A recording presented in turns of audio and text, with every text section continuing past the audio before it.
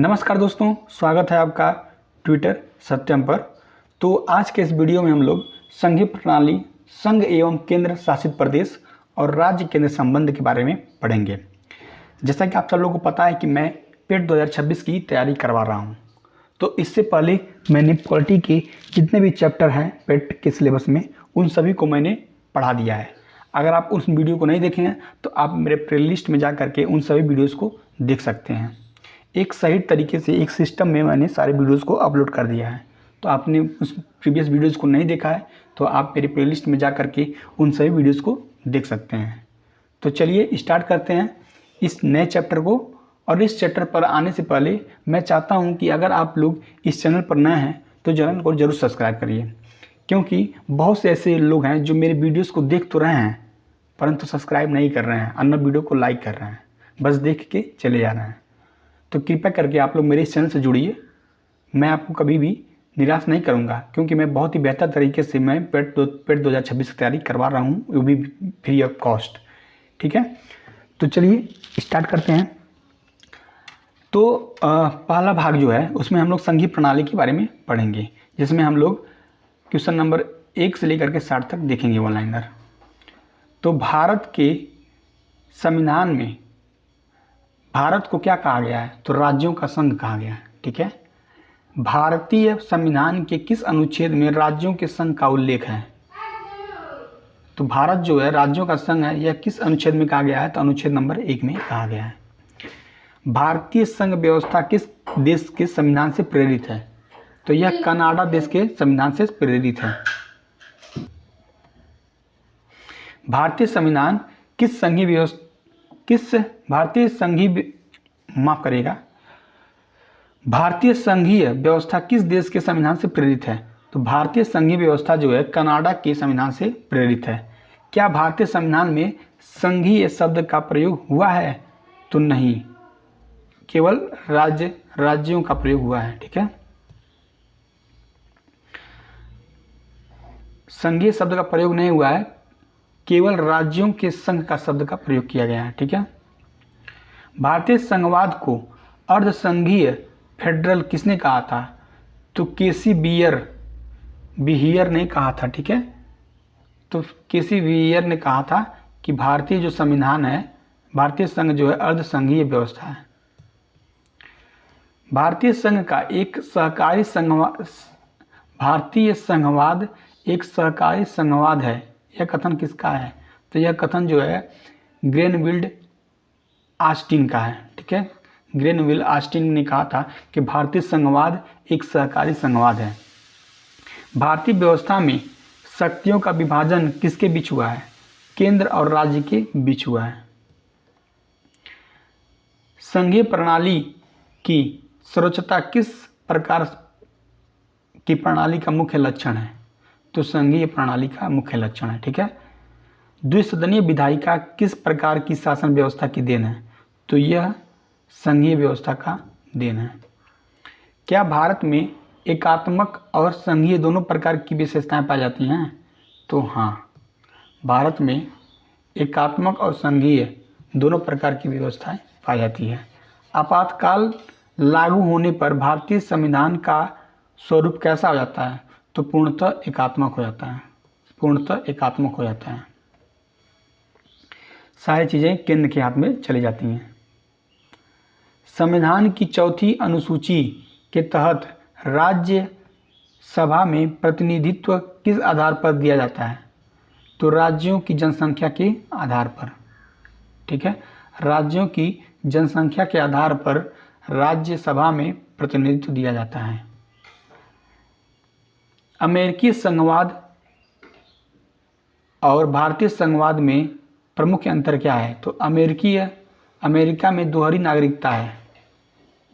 America में दोहरी नागरिकता है, जबकि भारत में एकल नागरिकता है। ठीक है, अमेरिका में आप अमेरिका के तो नागरिक हैं, यूनाइटेड स्टेट्स ऑफ अमेरिका का नागरिक हैं भी, साथ में आपको वहाँ के जिस स्टेट में आप रह रहे हैं उस स्टेट का भी आपको नागरिकता लेनी पड़ेगी। ठीक है, और भारत में क्या है कि आप उत्तर प्रदेश के ही नहीं निवासी हैं, आप पूरे भारत के निवासी हैं। आपको उत्तर प्रदेश के निवासी का प्रमाण नहीं मिलता है। आपको कहाँ का मिलता है प्रमाण? आपको मिलता है भारत के नागरिक होने का प्रमाण मिलता है। ठीक है। भारत में न्यायपालिका का स्वरूप कैसा है? तो भारत में जो न्यायपालिका है उसका स्वरूप एकीकृत न्यायपालिका है। ठीक है, एकीकृत न्यायपालिका है। राज्यपाल की नियुक्ति का प्रावधान भारतीय संघवाद के किस रूप में दर्शाता है? तो एकात्मकता की ओर झुकाव को दर्शाता है। ठीक है। भारतीय संविधान का अभिभावक किसे कहा जाता है? तो भारतीय संविधान का अभिभावक सर्वोच्च न्यायालय को कहा जाता है। भारत में अखिल भारतीय सेवाओं का सृजन किस शक्ति का भारत में अखिल भारतीय सेवाओं का सृजन किस शक्ति को कम करता है? तो राज्य की स्वायत्तता को कम करता है।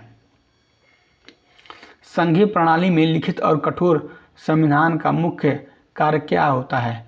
तो केंद्र और राज्य के बीच शक्तियों को संतुलित बनाए रखना।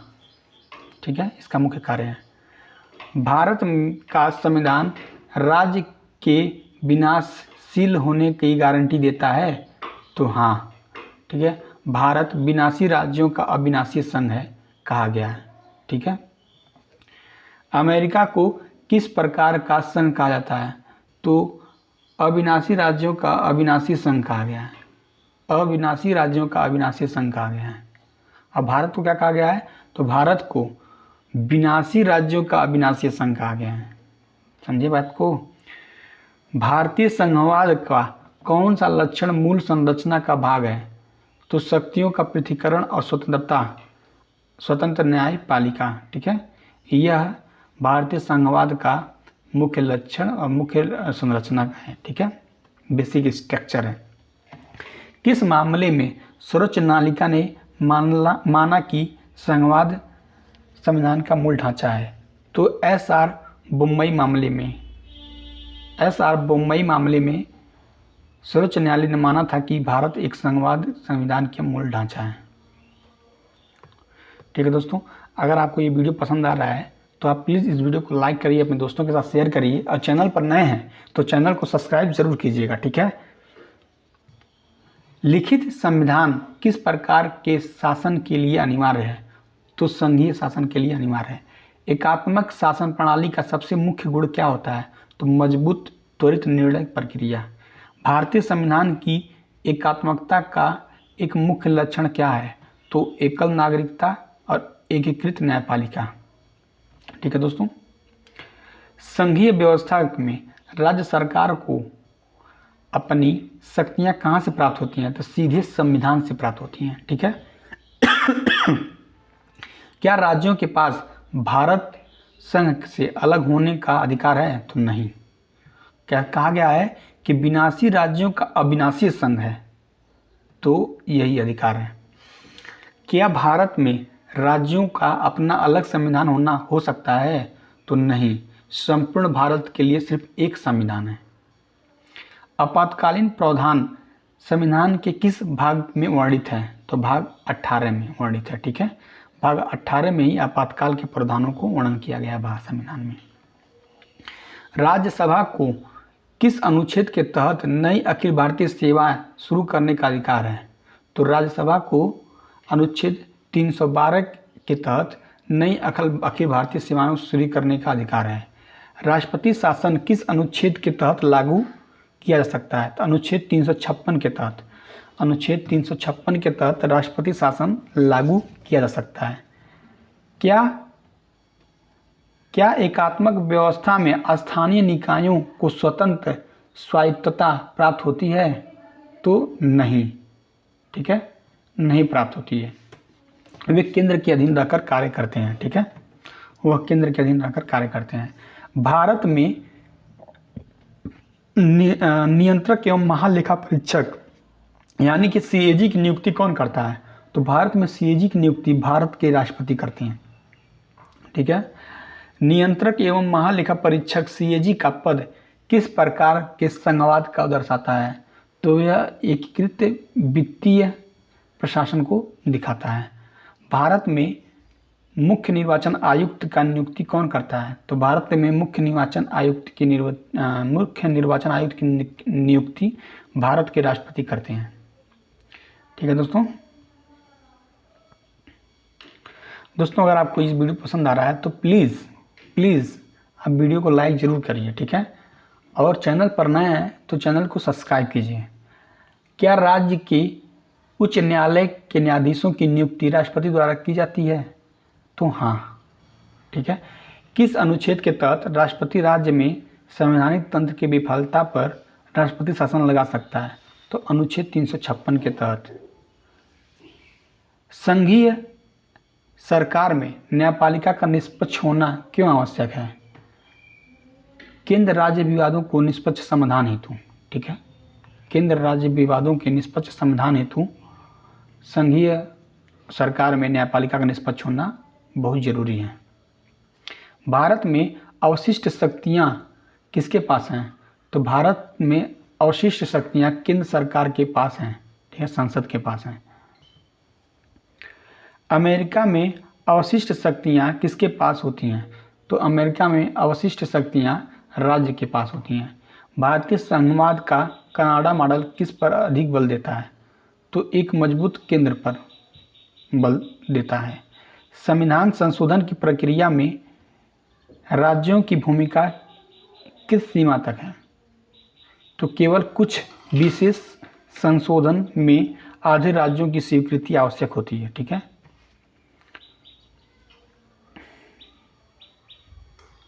क्या संसद राज्यों की सहमति के बिना उसकी सीमाओं में परिवर्तन कर सकता है? तो हाँ। भारतीय संघवाद को सौदेबाजी वाला संघवाद किसने कहा था? तो मैरियस जोन्स ने कहा था। ठीक है, मैरियस जोन्स ने कहा था। राज्य सूची के विषय पर केंद्र सामान्य परिस्थिति में कब कानून बना सकता है? जब राज्यसभा 2/3 बहुमत से राष्ट्रीय हित में प्रस्ताव पारित करती है। ठीक है, तब जो है राज्य सूची के विषय पर केंद्र कानून बना सकता है। अनुच्छेद 249 के तहत राज्यसभा द्वारा पारित प्रस्ताव की अवधि अधिकतम कितनी होती है? तो अधिकतम 1 वर्ष की होती है।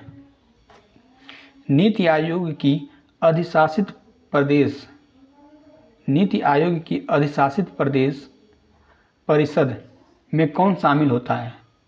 तो प्रधानमंत्री, राज्यसभा, सभी राज्यों के मुख्यमंत्री और यूटी के उपराज्यपाल, ये सभी लोग नीति आयोग के शासित यानी कि गवर्निंग काउंसिल में शामिल होते हैं। कौन कौन शामिल होता है एक बार फिर से देखते हैं। तो प्रधानमंत्री शामिल होते हैं, सभी राज्यों के मुख्यमंत्री शामिल होते हैं और यूटी के उपराज्यपाल शामिल होते हैं। ठीक है, गवर्निंग काउंसिल में। नीति आयोग किस प्रकार के संघवाद को बढ़ावा देता है? तो जो नीति आयोग है वह सहकारी संघवाद को बढ़ावा देता है। प्रतिस्पर्धा संघवाद का क्या अर्थ है? विकास के मापदंडों पर राज्यों के बीच स्वस्थ प्रतिस्पर्धा। ठीक है, स्वस्थ प्रतिस्पर्धा जो है प्रतिस्पर्धा संघवाद का अर्थ है। संसद किस अनुच्छेद के तहत 2 या अधिक राज्यों के अनुरोध पर कानून बना सकता है? तो अनुच्छेद 252 के तहत कानून बना सकता है। ठीक है, संसद किस अनुच्छेद के तहत 2 या अधिक राज्यों के अनुरोध पर कानून बना सकता है? तो 252 के तहत। कनाडा के संघीय व्यवस्था और भारतीय व्यवस्था में सबसे बड़ी समानता क्या है? तो मजबूत केंद्र का होना। ठीक है दोस्तों, क्या भारतीय संविधान में राष्ट्रपति शासन शब्द का प्रत्यक्ष उल्लेख है? तो नहीं। ठीक है, प्रत्यक्ष उल्लेख नहीं है। क्या भारतीय संविधान में राष्ट्रपति शासन का प्रत्यक्ष उल्लेख है? नहीं। इसे संवैधानिक तंत्र की विफलता कहा गया है। संविधान में राष्ट्रपति शासन का उल्लेख शब्द का प्रयोग नहीं किया गया है। भारतीय संघवाद का झुकाव किस ओर माना जाता है? तो केंद्र की ओर माना जाता है। ठीक है, राज्य में राज्यपाल का पद किस देश के संविधान मॉडल पर आधारित है? तो कनाडा के मॉडल पर आधारित है। एकात्मक राज्य का एक आदर्श उदाहरण कौन सा देश है? तो एकात्मक राज्य का एक आदर्श उदाहरण ब्रिटेन है। संघीय राज्य का आदर्श उदाहरण कौन सा देश माना जाता है? तो संयुक्त राज्य अमेरिका। ठीक है। क्या राज्यपाल किसी राज्य विधेयक को राष्ट्रपति के विचारार्थ सुरक्षित रख सकता है? तो हाँ, अनुच्छेद 200 के तहत। भारत के संविधान में शक्तियों के पृथक्करण का विवरण किस अनुसूची में है? तो 7वीं अनुसूची में है। ठीक है, शक्तियों का पृथक्करण। संविधान सभा में किसने कहा था कि संविधान को संघवाद के कड़े ढांचे में नहीं ढाला गया है? तो BR अम्बेडकर ने कहा था। भारत में की एकल न्यायिक प्रणाली का क्या तात्पर्य है? तो शीर्ष पर उच्चतम न्यायालय होगा, यानी कि पहले कौन होगा? सुप्रीम कोर्ट होगा, फिर हाई कोर्ट होगा, उसके बाद डिस्ट्रिक्ट कोर्ट आते हैं। ठीक है, तो यही जो शीर्ष पर कौन होगा? तो शीर्ष पर उच्चतम न्यायालय होगा।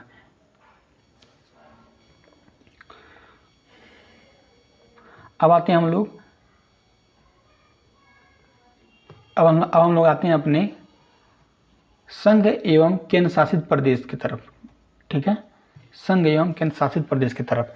इसमें हम लोग 61 नंबर वन लाइनर से लेकर के 120 नंबर वन लाइनर की तरफ बढ़ के पढ़ेंगे। ठीक है, तो चलिए स्टार्ट करते हैं। भारतीय संविधान का भाग 1 किस विषय से संबंधित है? तो भारतीय संविधान का भाग 1 जो है केंद्र और संघ और उसका क्षेत्र से संबंधित है। अनुच्छेद 1 से 4 तक में किस विषय का वर्णन किया गया है? तो 1 से 4 तक संघ और उसके राज्य क्षेत्रों का वर्णन किया गया है। वर्तमान में भारत में कितने राज्य और केंद्र शासित प्रदेश हैं? तो 28 राज्य और 8 केंद्र शासित प्रदेश हैं। ठीक है, संविधान के अनुच्छेद 1 में भारत के राज्य क्षेत्र को किन श्रेणियों में बांटा गया है? तो राज्य के क्षेत्र, केंद्र शासित क्षेत्र को और अर्जित किए गए क्षेत्र में बांटा गया है। ठीक है, संविधान के अनुच्छेद 1 में भारत के राज्य क्षेत्र को किन श्रेणियों में बांटा गया है? तो देखिए 3 श्रेणियों में बांटा गया। एक राज्य के क्षेत्र, दूसरा केंद्र शासित प्रदेश के क्षेत्र और तीसरा क्या है? अर्जित क्षेत्र। इन 3 क्षेत्रों में बांटा गया है। भारत का संघ और भारत का राज्य क्षेत्र व्यापक कौन सा शब्द है? तो भारत का राज्य क्षेत्र। ठीक है, संसद को नए राज्यों के प्रवेश या स्थापना का अधिकार किस अनुच्छेद से मिलता है? तो अनुच्छेद 2 से मिलता है। ठीक है, नए राज्यों के निर्माण, नाम या सीमा परिवर्तन का अधिकार किस अनुच्छेद में है? तो अनुच्छेद 3 में है।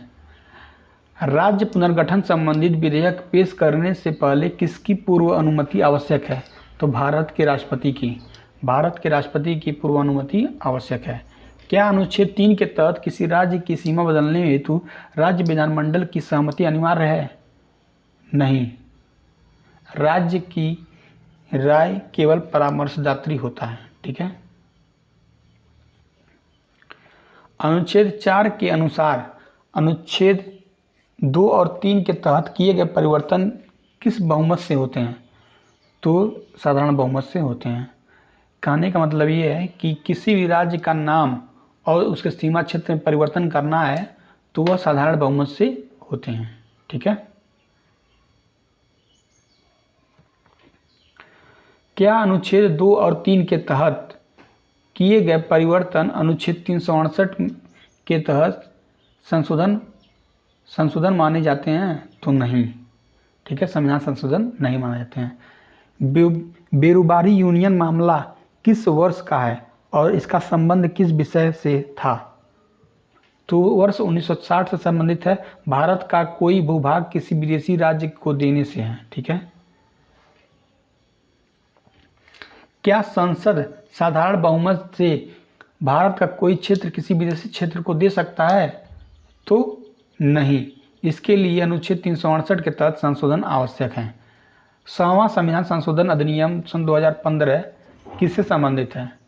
तो यह संबंधित है भारत और बांग्लादेश के बीच भू सीमा समझौता से। स्वतंत्रता के समय भारतीय रियासतों के एकीकरण का श्रेय किसे दिया जाता है? तो सरदार वल्लभ भाई पटेल और पीबी मेनन को।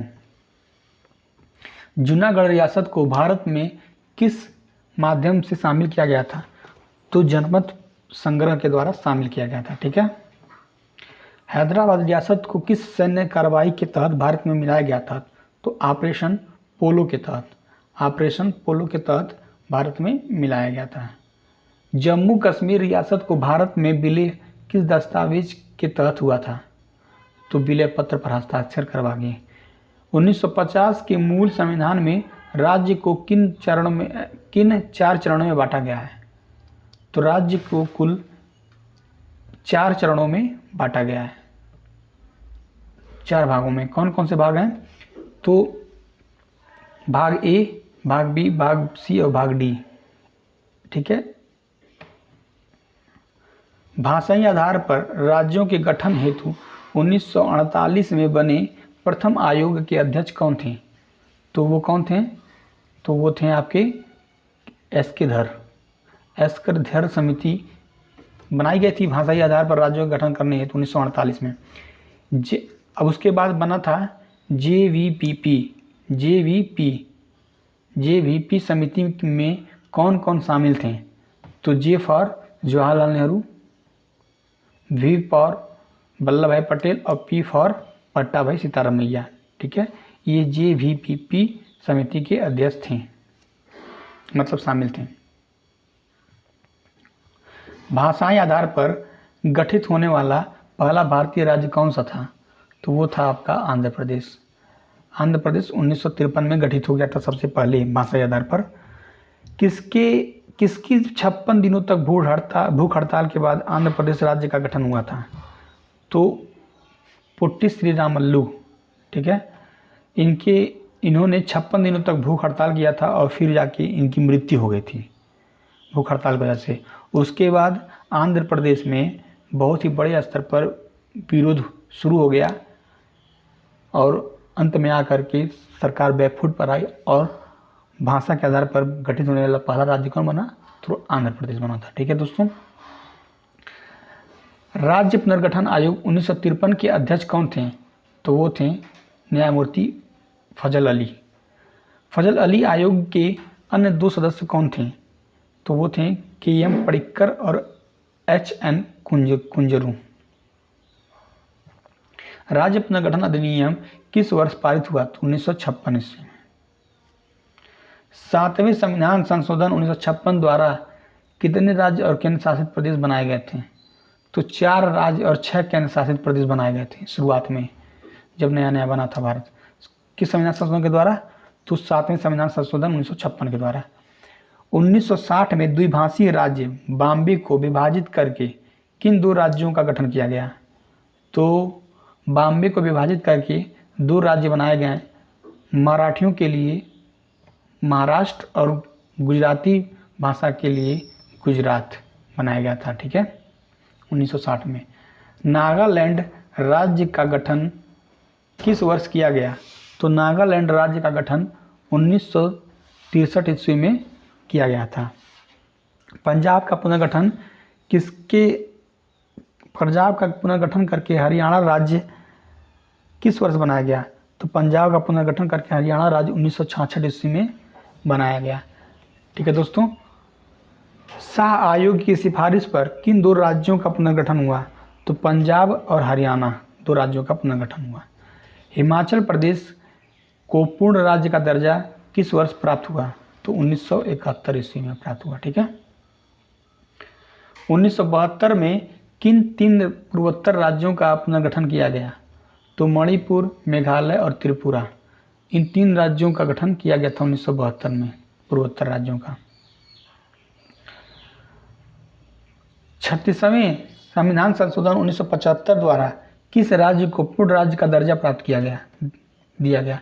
तो सिक्किम को। ठीक है। 1987 में किन 3 राज्यों को पूर्ण राज्य का दर्जा दिया गया? तो अरुणाचल प्रदेश, मिजोरम और गोवा। इन 3 राज्यों को 1987 ईस्वी में पूर्ण राज्य का दर्जा दिया गया। नवंबर सन 2000 में गठित 3 नए राज्य कौन कौन से थे? तो देखिए, छत्तीसगढ़ किससे अलग हुआ? तो छत्तीसगढ़ मध्य प्रदेश से अलग हुआ। यूपी से कौन अलग हुआ? तो उत्तराखंड अलग हुआ। और बिहार से कौन राज्य अलग हुआ? तो झारखंड अलग हुआ। ठीक है, छत्तीसगढ़ जो है 1 नवंबर सन 2000 ईस्वी को बना। 9 नवंबर सन 2000 ईस्वी को आपका उत्तराखंड राज्य का स्थापना हुआ और 15 नवंबर सन 2000 ईस्वी को झारखंड राज्य की स्थापना हुई। छत्तीसगढ़ राज्य किस राज्य से अलग होकर बना था? तो मध्य प्रदेश से। उत्तराखंड उत्तर प्रदेश से। झारखंड जो है बिहार राज्य से अलग होकर के बना था। भारत का 29वां राज्य तेलंगाना का अस्तित्व कब सामने आया? तो तेलंगाना जो है 2 जून सन 2000 ईस्वी को बना था। और किस राज्य से अलग होकर बना था? तो आंध्र प्रदेश राज्य से अलग होकर बना था। ठीक है, आंध्र प्रदेश राज्य से अलग होकर बना था। तेलंगाना राज्य किस राज्य से विभाजित होकर बना? तो आंध्र प्रदेश राज्य से। जम्मू और कश्मीर पुनर्गठन अधिनियम किस वर्ष पारित हुआ? तो सन 2009 में। जम्मू कश्मीर को किन 2 केंद्र शासित प्रदेशों में बांटा गया? जम्मू और कश्मीर और तथा लद्दाख, इन 2 केंद्र शासित प्रदेशों में बांट दिया गया था। जम्मू कश्मीर पुनर्गठन अधिनियम कब प्रभावी हुआ?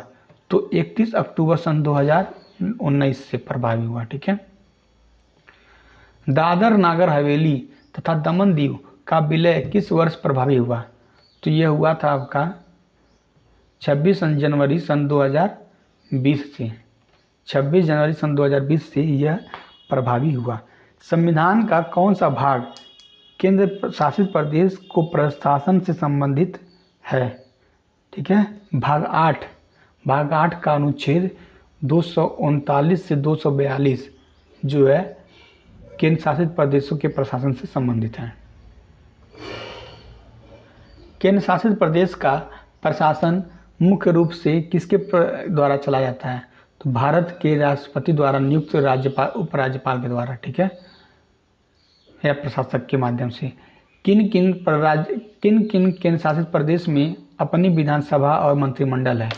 तो दिल्ली, पुडुचेरी और जम्मू कश्मीर, ये 3 ऐसी जगह हैं, केंद्र शासित प्रदेश हैं जिनके पास अपना खुद का विधानसभा है और मंत्रिमंडल है। 69वें संविधान संशोधन 1991 द्वारा दिल्ली को क्या नाम दिया गया? तो नया नाम दिया गया एनसीआर दिल्ली। ठीक है, एनसीआर दिल्ली, राष्ट्रीय राजधानी क्षेत्र दिल्ली। दोस्तों, अगर आपको ये वीडियो पसंद आ रहा है तो आप वीडियो को ज़रूर लाइक करिए। ठीक है, आप लोग वीडियोस को देख तो लेते हैं परंतु आप लोग लाइक नहीं करते हैं, तो प्लीज़ लाइक ज़रूर करिए। दिल्ली के मुख्यमंत्री की नियुक्ति कौन करता है? तो दिल्ली के मुख्यमंत्री की नियुक्ति भारत के राष्ट्रपति करते हैं। पुडुचेरी केंद्र शासित प्रदेश किन 3 राज्यों में फैला हुआ है? तो पुडुचेरी जो है 3 राज्यों में फैला हुआ है। सबसे पहला तमिलनाडु में पुडुचेरी और कराईकल, ये 2 जगह हैं। ठीक है, उसके बाद आंध्र प्रदेश में यमन जगह है और केरल में माहे। इन 3 राज्यों में पुडुचेरी के कुल 4 भाग स्थित हैं। क्षेत्रफल की दृष्टि से भारत का सबसे बड़ा केंद्र शासित प्रदेश कौन सा है? तो लद्दाख है। क्षेत्रफल की दृष्टि से भारत का सबसे छोटा केंद्र शासित प्रदेश कौन सा है? तो वो लक्षद्वीप है। किस केंद्र शासित प्रदेश का अपना अलग उच्च न्यायालय है? तो दिल्ली। अंडमान और निकोबार द्वीप समूह किस उच्चतम न्यायालय के अधिकार क्षेत्र में आता है? तो कलकत्ता की। लद्दाख किस उच्चतम न्यायालय के अधिकार क्षेत्र में आता है? तो केरला उच्च न्यायालय। दादर नागर हवेली और दमन द्वीप किस उच्च न्यायालय के अधिकार क्षेत्र में आता है? तो बॉम्बे उच्च न्यायालय के अधिकार क्षेत्र में। पुडुचेरी किस उच्च न्यायालय के अधिकार क्षेत्र में आता है? तो मद्रास। ठीक है दोस्तों, चंडीगढ़ किस उच्च न्यायालय की अंतर्गत आता है? तो आता है आपका पंजाब और हरियाणा। पंजाब और हरियाणा उच्च न्यायालय।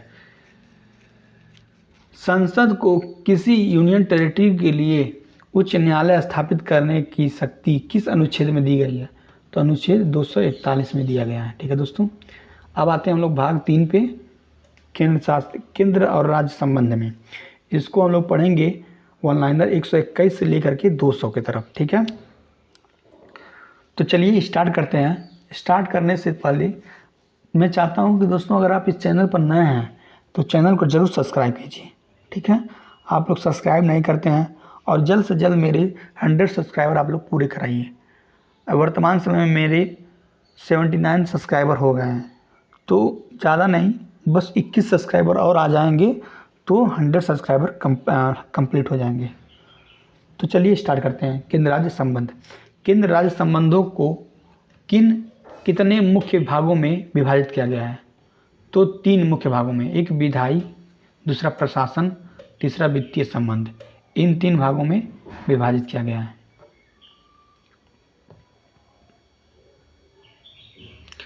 केंद्र राज्य विधायी संबंध संविधान के किस भाग में वर्णित है?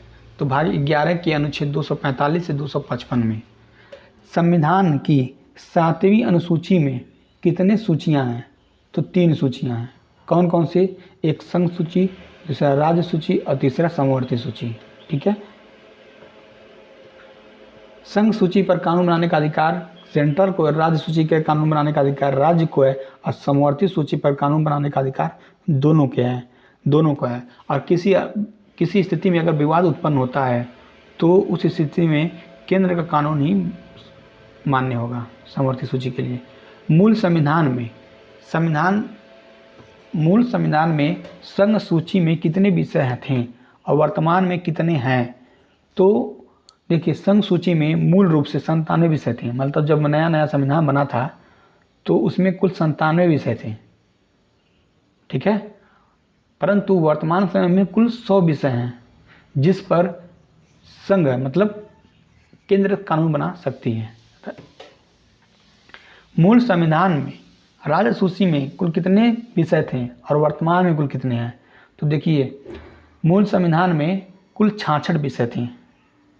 ठीक है, राज्य सूची में, वर्तमान में 61 हो गए हैं। ठीक है, मूल संविधान में समवर्ती सूची में कितने विषय थे और वर्तमान में कितने विषय हैं? तो देखिए, मूलतः 47 विषय थे और वर्तमान में कुल 52 विषय हो गए हैं। ठीक है, 42वें संविधान संशोधन 1976 द्वारा राज्य सूची से समवर्ती सूची में कितने विषय भेजे गए थे? तो कुल 5 विषय भेजे गए थे। कौन कौन से थे? तो शिक्षा था, वन, नाप तोल, वन्य जीव संरक्षण और न्याय प्रशासन। ठीक है, ये सभी 5 विषय जो हैं 42वें संविधान संशोधन के द्वारा राज्य सूची के विषय से समवर्ती सूची में ट्रांसफर कर दिए गए थे। शिक्षा वर्तमान में किस सूची का विषय है? तो समवर्ती सूची का। रक्षा, विदेश मंत्रालय, विदेश मामले, रेलवे और मुद्रा किस सूची के विषय हैं? तो संघ सूची के विषय हैं। पुलिस, लोक स्वास्थ्य, स्वच्छता और कृषि किस सूची के विषय हैं? तो राज्य सूची के विषय हैं। ठीक है, समवर्ती सूची के विषय पर केंद्र और राज्य के कानून से टकराव पर कौन सा कानून मान्य होगा? तो बताए थे आपको, केंद्र सरकार और संसद का कानून नहीं मान्य होगा। अवशिष्ट शक्तियों का उल्लेख किस अनुच्छेद में किया गया है? तो 248 में किया गया है। तो अवशिष्ट शक्तियाँ आखिर है क्या, अब उसको समझते हैं। देखिए, भविष्य न तो आप देखे हैं और न हम देखे हैं। आने वाला भविष्य का क्या होगा क्या नहीं होगा, जैसे मान लीजिए AI है। AI को आज से मान लीजिए जब हम लोग का देश स्वतंत्र हुआ था तो 1947 में स्वतंत्र हुआ था, तो AI नामक कोई ऐसी चीज़ थी नहीं। ठीक है, धीरे धीरे आज़ादी के 75 साल बीतने के बाद पता चला कि AI जैसी कुछ चीज़ें होती हैं।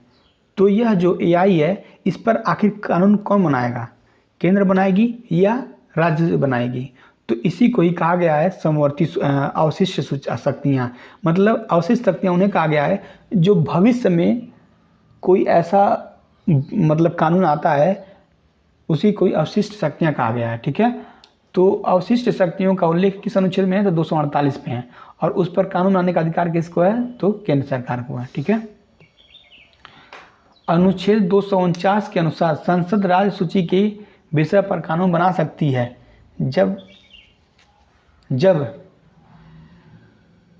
कब बना सकती है? तो जब राज्यसभा 2/3 बहुमत से राष्ट्रीय हित में प्रस्तावित पारित कर रही है। ठीक है, तो अनुच्छेद 249 में कहा गया है कि संसद राज्य सूची के विषय पर कानून कब बना सकता है? तो कानून तभी बना सकता है जब राज्यसभा में वह 2/3 बहुमत से राष्ट्रीय हित में पारित हो जाए, तब जाकर कानून बना सकती है संसद उस पर, राज्य सूची के विषय पर। ठीक है दोस्तों अगर आपको ये वीडियो पसंद आ रहा है तो प्लीज़ इस वीडियो को लाइक करिए और चैनल पर नए हैं तो चैनल को जरूर सब्सक्राइब कीजिए। तो अंतर्राष्ट्रीय समझौतों को लागू करने हेतु संसद किस अनुच्छेद से राज्य सूची पर कानून बना सकता है? तो अनुच्छेद 253 के तहत। ठीक है, राष्ट्रीय आपातकाल के दौरान संसद को राष्ट्रीय सूची पर कानून बनाने की शक्ति किस अनुच्छेद से मिलती है? तो वो मिलती है अनुच्छेद 250 के तहत। ठीक है, केंद्र राज्य प्रशासन संबंधी संविधान के किस भाग और अनुच्छेद में है? तो भाग 11 में है। ठीक है, क्या केंद्र राज्य को प्रशासनिक निर्देश जारी कर सकती है? तो हाँ, अनुच्छेद 256 एवं 257 के तहत। ठीक है, केंद्र जो है, सरकार जो है, राज्य को प्रशासनिक निर्देश जारी कर सकती है।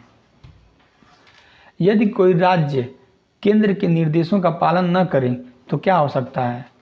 तो अनुच्छेद 365 के तहत राष्ट्रपति शासन लागू किया जा सकता है। अंतर्राज्यीय नदी जल विवाद के निपटारा का प्रावधान किस अनुच्छेद में है? तो अनुच्छेद 262 में है। ठीक है, अंतर्राज्यीय परिषद का गठन का प्रावधान किस अनुच्छेद में है? तो अनुच्छेद 263 में है। अंतर्राज्यीय परिषद का गठन कौन करता है? तो भारत के राष्ट्रपति करते हैं। अंतर्राज्यीय परिषद की स्थापना पहली बार कब हुआ था? तो 1990 ईस्वी में हुआ था। अंतर्राज्यीय परिषद का अध्यक्ष कौन होता है? तो वो भारत के प्रधानमंत्री होते हैं। केंद्र राज्य वित्तीय संबंध संविधान के किस भाग में है? तो भाग 12 में, अनुच्छेद 268 से 293 में। वित्त आयोग का गठन किस अनुच्छेद के तहत किया गया है? 280 के तहत किया गया है। वित्त आयोग का गठन कितने वर्षों के लिए किया जाता है? प्रत्येक 5 वर्षों के लिए किया जाता है राष्ट्रपति के द्वारा। ठीक है, वित्त आयोग का गठन।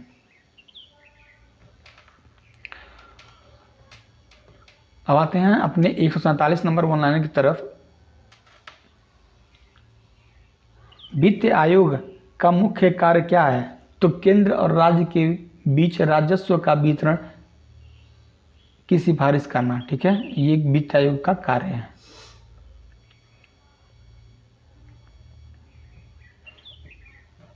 भारत के प्रथम वित्त आयोग के अध्यक्ष कौन थे? तो केसी नियोगी थे। 15वें वित्त आयोग के अध्यक्ष कौन थे? तो एन.के. सिंह जो हैं 15वें वित्त आयोग के अध्यक्ष हैं और केसी नियोगी भारत के प्रथम वित्त आयोग के अध्यक्ष थे। ठीक है, संविधान का कौन सा अनुच्छेद सहायता अनुदान से संबंधित है? तो अनुच्छेद 275। जीएसटी परिषद का गठन किस अनुच्छेद के तहत हुआ है? तो अनुच्छेद 279A के तहत। ठीक है, जीएसटी परिषद का अध्यक्ष कौन होता है? तो जीएसटी परिषद का अध्यक्ष केंद्रीय वित्त मंत्री होते हैं। ठीक है, 101वां संविधान संशोधन अधिनियम किससे संबंधित है? तो वो संबंधित है जीएसटी से। क्या राज्य सरकारें विदेशी ऋण सीधे ले सकती हैं? तो नहीं, केवल केंद्र की अनुमति या उसके माध्यम से ले सकती हैं। केंद्र राज्य संबंधों पर विचार करने हेतु सहकारिय आयोग का गठन कब हुआ? सरकारिय आयोग का गठन कब हुआ? तो वह हुआ था आपका 1983 ईस्वी में। ठीक है, केंद्र राज्य संबंधों पर विचार करने हेतु सरकारिय आयोग का गठन कब हुआ? तो 1983 ईस्वी में। सरकारिया आयोग के अध्यक्ष कौन थे? क्या न्यायमूर्ति रंजीत सिंह सरकारिया आयोग के अध्यक्ष थे। सरकारिया आयोग ने अपनी रिपोर्ट कब प्रस्तुत की थी? तो 1988 ईस्वी में। सरकारिया आयोग ने अंतर्राज्यीय परिषद के अस्थायी गठन की सिफारिश की थी। तो हाँ, अंतर्राज्यीय परिषद के गठन की सिफारिश की थी। केंद्र राज्य संबंधों से संबंधित पूंछी आयोग का गठन कब हुआ? तो ये हुआ था आपका अप्रैल सन 2007 में। ठीक है, केंद्र राज्य संबंधों से संबंधित था ये पूंछी आयोग। पूंछी आयोग के अध्यक्ष कौन थे? तो न्यायमूर्ति मदन मोहन पूंछी थे। पूंछी आयोग ने अपनी रिपोर्ट कब प्रस्तुत की? तो प्रस्तुत की थी सन 2010 ईस्वी में।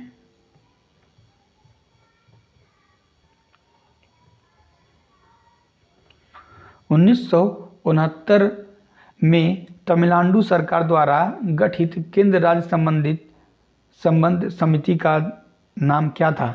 तो राज्य मन्नार समिति। ठीक है, राज्य मन्नार समिति तमिलनाडु सरकार द्वारा गठित केंद्र राज्य केंद्र राज्य संबंध समिति के नाम था। ठीक है, 1969 में गठित हुआ था। 1973 का आनंदपुर साहिब प्रस्ताव किस विषय से संबंधित था? तो राज्यों के स्वायत्तता एवं केंद्र राज्य संबंध से था। ठीक है, 1973 में गठित हुआ था आनंदपुर साहिब प्रस्ताव। पश्चिम बंगाल सरकार ने केंद्र राज्य संबंधों पर स्मरण पत्र मेमोरेंडम कब जारी किया था? तो 1977 में जारी किया था। प्रथम प्रशासनिक सुधार आयोग 1966 के अध्यक्ष कौन थे? तो मोरारजी देसाई थे, बाद में हनुमंथैया हुए थे। राज्य मन्नार समिति ने किस संस्था को समाप्त या पुनर्गठित करने की सिफारिश की थी? तो योजना आयोग को समाप्त करने और वित्त आयोग की अस्थायी बनाने की बात कही थी। सरकारिया आयोग के अनुसार राज्यपाल की नियुक्ति में किससे परामर्श लेना चाहिए? ठीक है, राज्यपाल की नियुक्ति में किससे परामर्श लेना चाहिए? तो संबंधित राज्य के मुख्यमंत्री से परामर्श जरूर लेना चाहिए राज्यपाल की नियुक्ति संबंध। क्या राज्यपाल राज्य सूची के किसी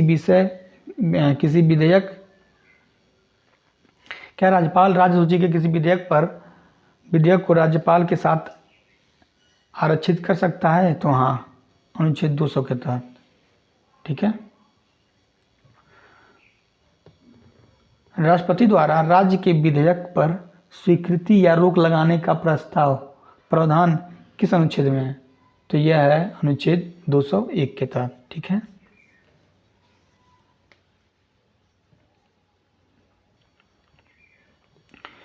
वित्तीय आपातकाल किस अनुच्छेद के तहत लगाए जाते हैं? अनुच्छेद 360 के तहत। वित्तीय आपातकाल के दौरान राज्यों के वित्तीय मामलों पर किसका नियंत्रण बढ़ जाएगा? तो केंद्र सरकार का। क्या वित्तीय आपातकाल के समय उच्च न्यायालय और उच्चतम न्यायालय के न्यायाधीशों के वेतन काटे जा सकते हैं? तो हाँ। जो कर केंद्र द्वारा लगाए जाते हैं लेकिन राज्य द्वारा एकत्रित यानी उपयोग होते हैं, वे किस अनुच्छेद में है? तो अनुच्छेद 268 में है। ठीक है,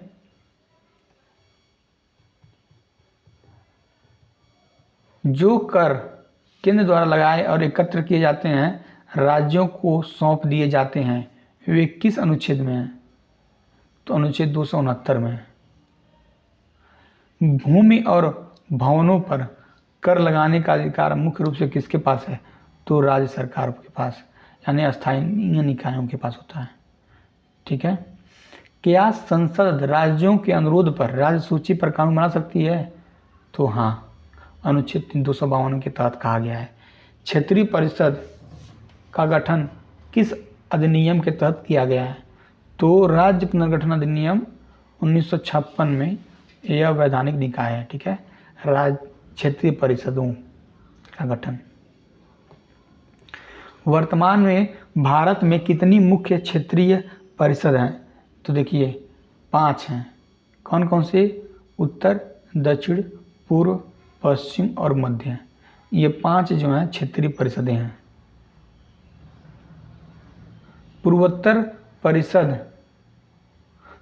परिषद का गठन किस अधिनियम द्वारा हुआ था? तो यह हुआ था पूर्वोत्तर परिषद अधिनियम 1971 के तहत। ठीक है। क्षेत्रीय परिषदों का अध्यक्ष कौन होता है? तो केंद्रीय गृह मंत्री होते हैं। अखिल भारतीय सेवाओं का अंतिम निर्णय किसके पास होता है? तो यह होता है केंद्र सरकार के पास।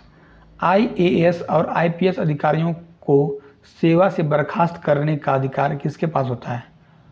तो केवल केंद्र सरकार के राष्ट्रपति के पास होता है।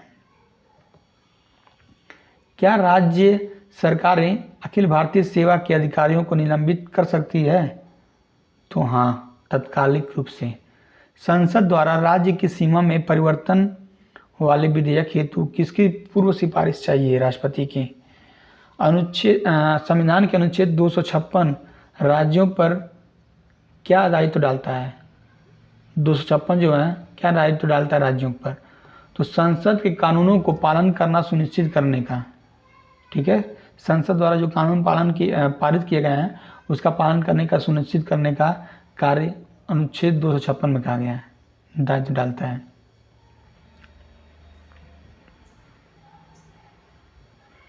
अनुच्छेद 257 का मुख्य उद्देश्य क्या है? तो राष्ट्रीय महत्व के संचार साधनों की रक्षा हेतु राज्य पर केंद्र का नियंत्रण। ठीक है। क्या संसद लोकहित में राज्यों के बीच व्यापार पर प्रतिबंध लगा सकती है? तो हाँ, अनुच्छेद 302 के तहत लगा सकती है।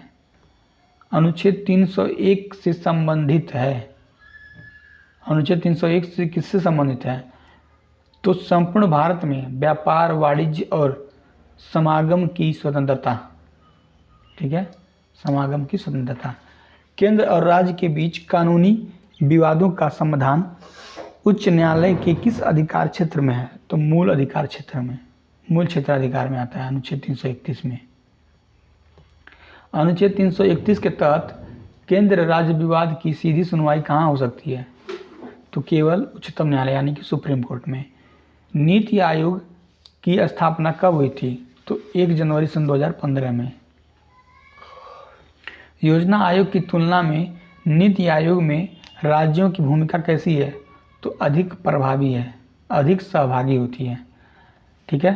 केंद्र द्वारा राज्य को दिए जाने वाले विशेष अनुदान का मुख्य उद्देश्य क्या होता है? तो विकास योजना एवं राष्ट्रीय प्राथमिकताओं को लागू करना। ठीक है दोस्तों। संसद द्वारा पारित कौन सा अप्रत्यक्ष कर कानून केंद्र राज्य दोनों को शक्ति देता है? तो GST जो है। ठीक है।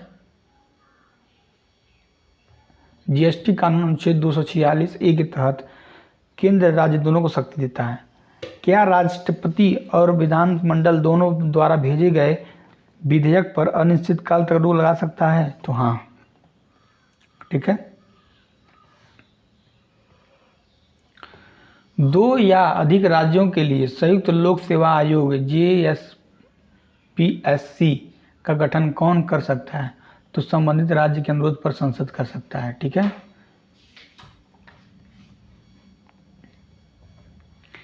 क्या संघ सूची के विषय पर कानून बनाने का अनन्य अधिकार राज्यों को दिया जा सकता है? तो नहीं, केवल संसद को अधिकार है। ठीक है। संघ सूची के विषय पर कानून बनाने का अधिकार केवल और केवल संसद को है, नहीं दिया जा सकता। सहकारी संघवाद का मुख्य आधार क्या है? तो केंद्र और राज्य के बीच आपसी सहयोग और समन्वय। ठीक है, यही सहकारी संघवाद का मुख्य आधार है। केंद्र राज्य संबंधों का सबसे विवादास्पद पहलू क्या रहेगा? तो राज्यपाल की भूमिका और अनुच्छेद 356 का दुरुपयोग। ठीक है ना। भारतीय संविधान को कठोरता और लचीलेपन का मिश्रण क्यों कहा जाता है?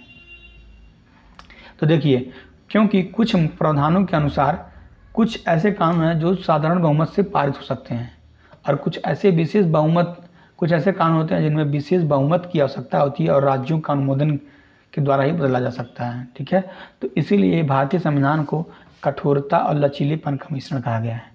ठीक है दोस्तों, तो इसी के साथ 200 ऑनलाइनर प्रश्न समाप्त होते हैं। और यदि आप इस चैनल पर नए हैं तो चैनल को जरूर सब्सक्राइब कीजिए और वीडियो को लाइक करिए जाते जाते, और अपने दोस्तों के साथ इस वीडियो को जरूर शेयर करिए। ठीक है, तो मिलते हैं नेक्स्ट वीडियो में। जय हिंद।